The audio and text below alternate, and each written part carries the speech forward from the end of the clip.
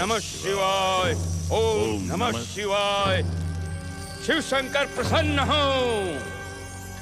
ओम नमः शिवाय, ओम नमः शिवाय, ओम नमः शिवाय। शिव शंकर वरदान दो।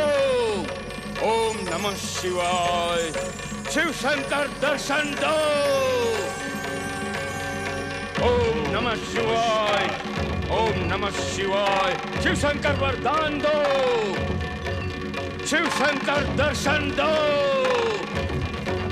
ओम नमः शिवाय, ओम नमः शिवाय, ओम नमः शिवाय। शिव शंकर दर्शन दो। शिव शंकर कृपा करो।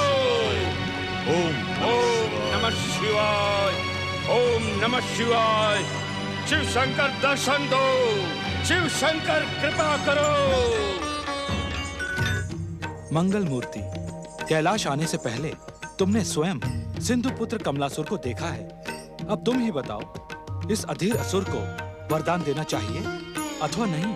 आप तो जानते हैं देवादिदेव, यह दुष्ट कमलासुर अपने पिता सिंधु के संहार का प्रतिशोध और तीनों लोकों पर विजय पाने के उद्देश्य से ही पृथ्वी लोक पर प्रकट हुआ है। उसके आने का उद्देश्य कुछ भी हो, परंतु हमारे भक्त भृगुपुत्र शुक्राचार्य ने उसे शिव मंत्र की दीक्षा दी है। मैं तो यही निवेदन करूंगा पिताश्री कि इसे वरदान नहीं देना चाहिए। कारण? आपका वरदान पाकर ये दुष्ट उग्र पुत्र सिंधु से भी अधिक उग्र हो जाएगा। श्री महागणेश की इच्छा से कमलासुर और मयूरेश्वर श्री गणेश एक साथ प्रकट हुए हैं। यदि हम इसकी तपस्या का इसको वरदान नहीं देंगे तो ये अपराध और अत्याचार की उस चरम सीमा तक नहीं पहुंचेगा और जिससे मयूरेश्वर का प्रकट होना सार्थक नहीं होगा।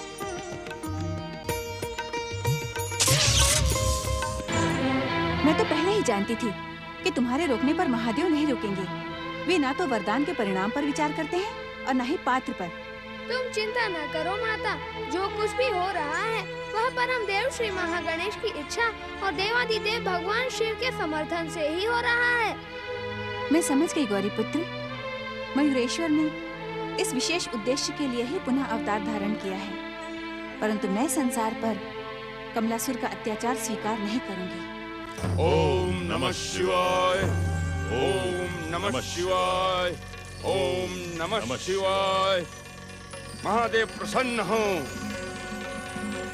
भोलेनाथ प्रकट हो। ओम नमः शिवाय, ओम नमः शिवाय। भोलेनाथ प्रसन्न हो। सिंधु पुत्र कमलासुर, तुम्हें अपने आश्रम में तपस्या करने की अनुमति देकर हमने भूल की है। ना तो तुमने धैर्य से तपस्या की और ना ही हमें करने दी। अब तुम्हारे साथ साथ हम भी शिव कृपा के पात्र नहीं रहे। तपस्या तो तपस्या होती है दैत्य गुरु, उसमें धैर्य की आवश्यकता ही क्या है? आवश्यकता है कमलासुर। धैर्य से की गई तपस्या के स्वर भगवान को प्रसन्न करते हैं, परंतु तुमने तो तपस्या में भी प्रचंडता का प्रयोग करके अपनी उत्तेजना का परिचय दिया है। इस तपस्या का कोई परिणाम नहीं निकलेगा। जाओ जाओ, पाताल लोक लौट जाओ। लौट जाऊं? पाताल लोक लौट जाऊं? क्या आप मुझे मूर्ख समझते हैं दैत्य गुरु? क्या आपकी दृष्टि में मेरे समय का कोई मूल्य नहीं? क्या आपने मेरा समय व्यर्थ करने के लिए यहाँ पुकारा था? मैं तो तुम्हें तीनों लोकों का अधिपति बनाना चाहता था कमलासुर। तुम्हारा महान पिता सिंधु दैत्य जो काम अधूरे छोड़ गया था वो तुम्हारे द्वारा पूरे कराना चाहता था, परंतु तपस्या में जो लीनता की आवश्यकता है वो ही तुम्हारे भीतर नहीं है। लीनता नहीं है तो क्या हुआ? प्रचंडता तो है। प्रचंडता से भगवान को नहीं पाया जा सकता।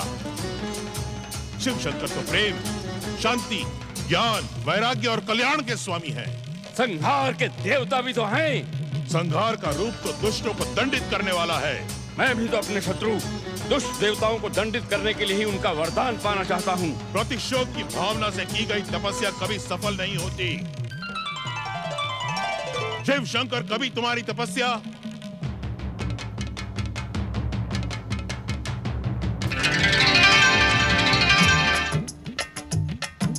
ओम नमः शिवाय, ओम नमः शिवाय, ओम नमः शिवाय, ओम नमः शिवाय। भोलेनाथ प्रसन्न हो गए। ओम नमः शिवाय, ओम नमः शिवाय।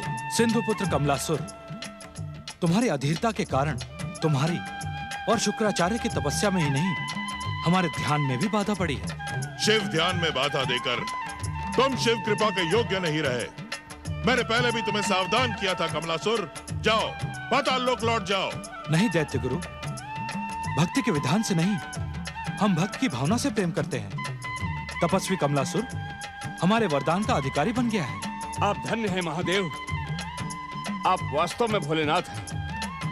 यदि आप मुझ पर प्रसन्न हैं तो मुझे अमरता, त्रिलोक्य विजय और अतुल्य बल का वरदान दें, ताकि जो मेरे पिता न कर सके वो मैं कर सकूं। बस ऐसी कृपा करें। सिंधुपुत्र, हम तुम्हें तुम्हारा इच्छित वरदान नहीं दे सकते। तुम्हें तुम्हारी तपस्या की योग्यता और पात्रता के अनुसार ही वरदान मिलेगा। जब मुझे मेरा इच्छित वरदान नहीं मिलेगा तो तपस्या का अर्थ ही क्या रहा महादेव? नहीं महादेव नहीं, आपको मेरी इच्छा पूरी करनी ही होगी। मुझे बिना इच्छित वरदान दिए आप यहां से नहीं जा सकते, नहीं जा सकते महादेव। मैं आपको यहां से नहीं जाने दूंगा। मूर्ख कमलासुर, विश्वेश्वर भगवान शिव को तुम विवश नहीं कर सकते। ये जो भी वरदान दे उसे सौभाग्य समझकर स्वीकार करो। मेरा सौभाग्य केवल मन चाहे वरदान में ही है दैत्य गुरु, और जब तक ये मुझे इच्छित वरदान नहीं देंगे मैं इनके चरणों को नहीं छोड़ूंगा, नहीं छोड़ूंगा। दैत्य गुरु, आपका ये शिष्य अपनी भक्ति की शक्ति नहीं, आसुरी और अत्याचार की शक्ति दिखा रहा है। भक्ति योग में हठ योग का कोई स्थान नहीं होता दैत्य गुरु। हम इसका यह हट पूरा नहीं कर सकते। सुना तूने? भगवान शिव से अपनी भूल की क्षमा याचना कर। ये जो दे सच्चे मन से स्वीकार कर। इनका आशीर्वाद तेरी हर मनोकामना पूरी कर देगा। नहीं दैत्य गुरु नहीं, मुझे इनका आशीर्वाद नहीं, अपना मन चाहा वरदान चाहिए, मन चाहा वरदान। सुनो कमलासुर, हम तुम्हें तुम्हारी अस्थिर आराधना और तुम्हारी अधीर तपस्या के फलस्वरूप तुम्हें उत्तरी महावन के साम्राज्य का वरदान देते हैं। तुम वहां असुर साम्राज्य की स्थापना करके न्यायपूर्वक शासन करोगे तो तुम्हें समय और इच्छा के अनुसार इसी प्रकार के वरदान प्राप्त होते रहेंगे। अन्याय, घोर अन्याय। आपके आराध्य शिव ने मेरे साथ घोर अन्याय किया है, और इस अन्याय के सूत्रधार आप हैं दैत्य गुरु। आप ही ने मुझे भगवान शिव की आराधना का परामर्श दिया था, अन्यथा मैं भी अपने पिता के समान सूर्य देव की आराधना करता और अमरता का वरदान प्राप्त कर लेता। आप दैत्यों के गुरु नहीं दैत्य गुरु, आप दैत्य शत्रु हैं, दैत्य शत्रु। धिक्कार है आप पर। चले जाओ यहाँ से, दूर हो जाओ मेरी दृष्टि से। दुष्ट पाखंडी शिव निंदक कमलासुर, तुझे अपने पिता सिंधु से भी भयानक मृत्यु प्राप्त होगी। चले जाओ यहाँ से। सावधान दैत्य गुरु, सावधान। आपने मुझे शापित करने की भयानक भूल की है। समय आने पर आप मेरे भयानक क्रोध के पात्र बनेंगे। मेरा क्रोध आपको यमराज का भोजन बना डालेगा। सावधान दैत्य गुरु, सावधान।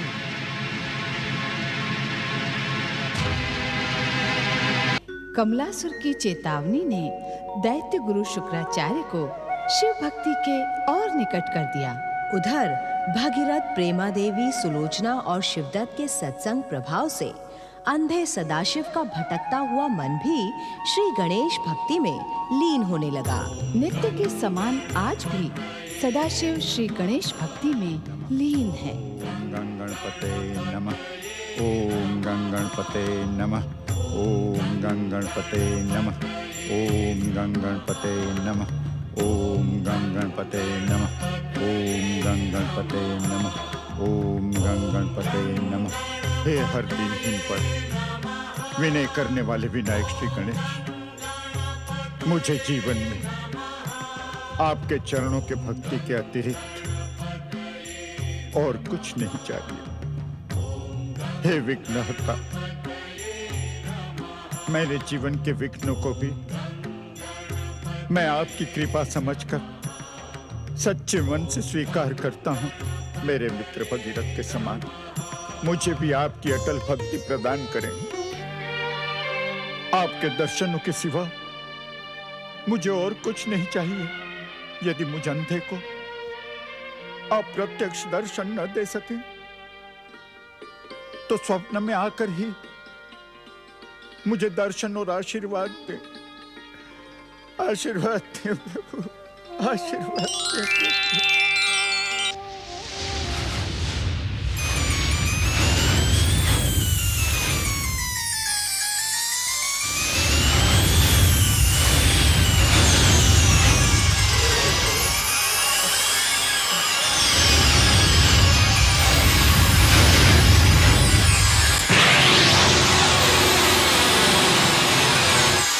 बाबा, गणेश जी आपको दर्शन देने के लिए प्रस्तुत हैं। आंखें खोलकर देखिए। शिवदत्त बेटा, एक अंधा अपनी आंखें क्या खोलेगा? बाबा, भक्ति की अपूर्व शक्ति से अब आप दृष्टिहीन नहीं रहे। आंखें तो खोलें।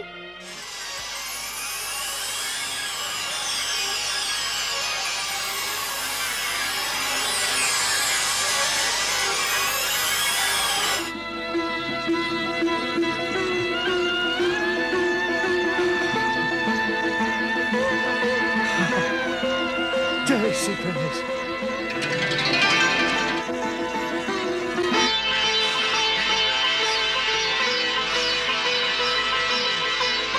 जय श्री गणेश। गणेश, आपके साक्षात दर्शन पाकर मेरा जीवन धन्य हो गया। मित्र भगीरथ, प्रेमा बहन, सुलोचना बेटी, आप। क्या हुआ सदाशिव? दया निधान श्री गणेश जी की कृपा से मेरे साथ चमत्कार हुआ है। देखो, देखो श्री गणेश जी की महिमा।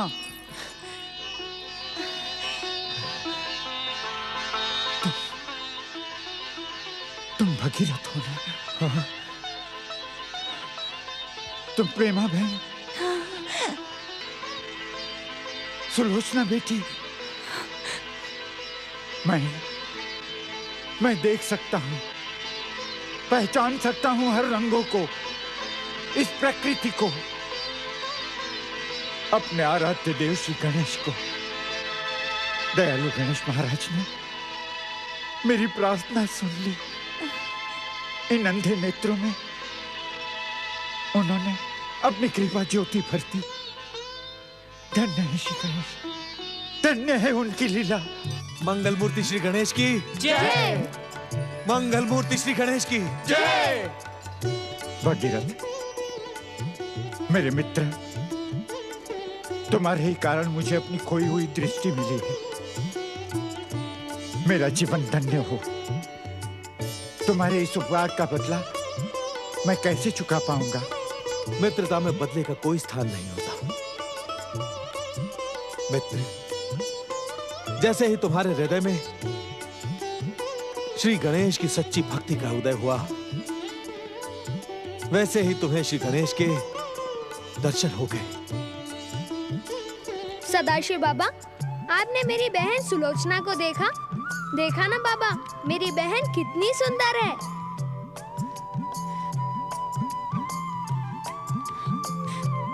जब ये बहुत छोटी थी तब देखा था मैंने, अब तो ये बिल्कुल बदल गई है। सुलोचना मेरी बेटी। बापू,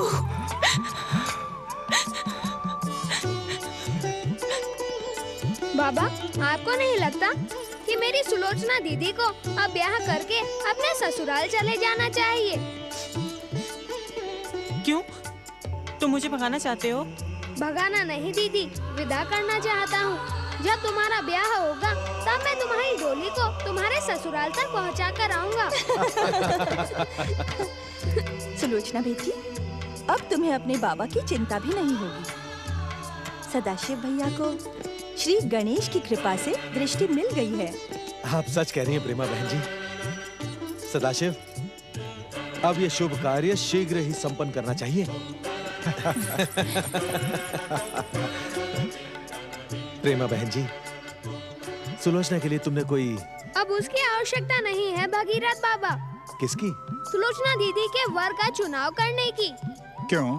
क्योंकि गणेश जी की कृपा से सुलोचना दीदी का वर स्वयं चलकर हमारे द्वार पर आने वाला है। वो कौन है? जय जय श्री मां गणेश, जय जय श्री मां गणेश, जय जय श्री मां गणेश, जय जय श्री मां गणेश, जय जय श्री मां गणेश, जय जय श्री मां गणेश, जय जय श्री मां गणेश। आप अचानक बैठ क्यों गए? भाई, तुम्ही ने तो कहा था कि तुम्हें भूख लगी है। परंतु यहाँ बैठने से भोजन कैसे मिलेगा? अवश्य मिलेगा, जो भी इच्छा होगी सब कुछ मिलेगा। बताओ तुम्हें क्या खाना है? मुझे तो बस भोजन करना है। भोजन? भोजन प्रकट हो। जय जय श्री मां गणेश। गुरु कृपा से असंभव भी संभव होता है प्रेम घन। अब तुम आश्चर्य न करो, ये दिव्य और स्वादिष्ट भोजन करके अपने मुंह पर प्रेम की चमक ले आओ। गुरुदेव के आश्रम पहुंचने से पहले अपनी सारी थकान और उदासी को निकाल फेंको। जय जय श्री मां गणेश। साधु बाबा, मैं शीघ्र ही आपके गुरुदेव तक पहुंचना चाहता हूँ। आपने तो कहा था कि गुरुदेव का प्रेम निवास अधिक दूर नहीं है, परंतु जैसे जैसे हम आगे बढ़ते जा रहे हैं वैसे वैसे प्रेम निवास दूर होता जा रहा है। समझ में नहीं आता और कितनी दूर है। जय जय श्री मां गणेश। प्रेमघन, यदि तुम तुरंत इस भोजन को समाप्त कर दोगे तो मैं तुम्हें तुरंत प्रेम निवास पहुंचा के गुरुदेव के दर्शन करवा दूंगा। जय जय श्री मां गणेश, जय जय श्री मां गणेश।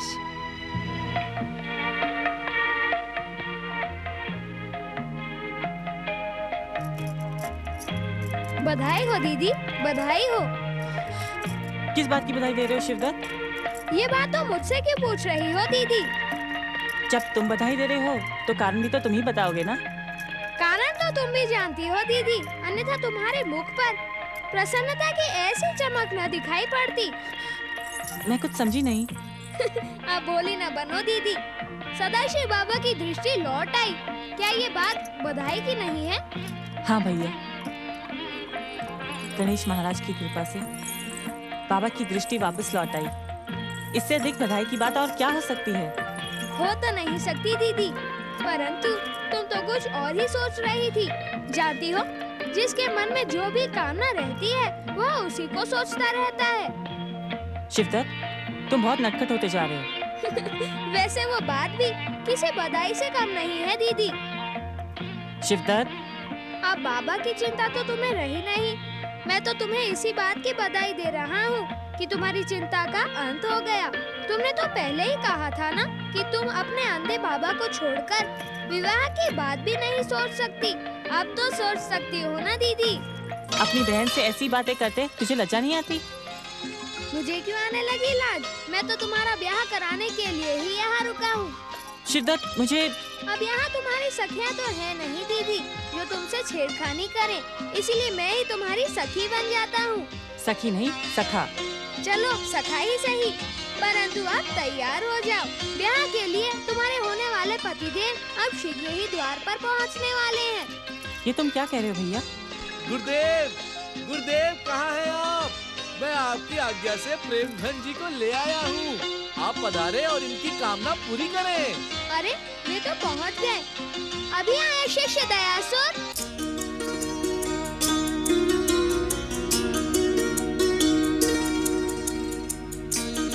जय जय श्री मां गणेश। गुरुदेव प्रणाम। गुरुदेव, आप यहाँ? शिष्य प्रेमघन, गुरु का स्थान नहीं देखा जाता, उपदेश सुना जाता है। जय जय श्री मां गणेश। प्रेमघन, गुरुदेव का उपदेश सुनो और अपना जीवन धन्य करो। तुम्हारे लिए मेरा उपदेश ये है कि वैराग्य की भावना अपने मन से निकालकर प्रेम का मार्ग अपनाओ। अपने कर्तव्यों को पूरा करो। कैसे कर्तव्य गुरुदेव? मेरी तो कुछ समझ में नहीं आ रहा। जब से दया बाबा ने मेरे प्राण बचाए हैं, मेरा मन तो संसार के इन प्रपंचों से ऊपर उठकर भक्ति और तपस्या में लीन होना चाहता है। आप मेरे गुरुदेव बनकर मुझे दीक्षा प्रदान करें, जिससे मैं वन में जाकर अपने जीवन का उद्धार कर सकूं। भगीरथ बाबा, आप ही बताएं, क्या मेरी आयु प्रेमघन के गुरु बनने के योग्य है? आप तो सिद्ध योगी हैं। श्री गणेश की आप पर विशेष कृपा है। आप ही समझाए प्रेमघन को कि इनका कर्तव्य क्या है।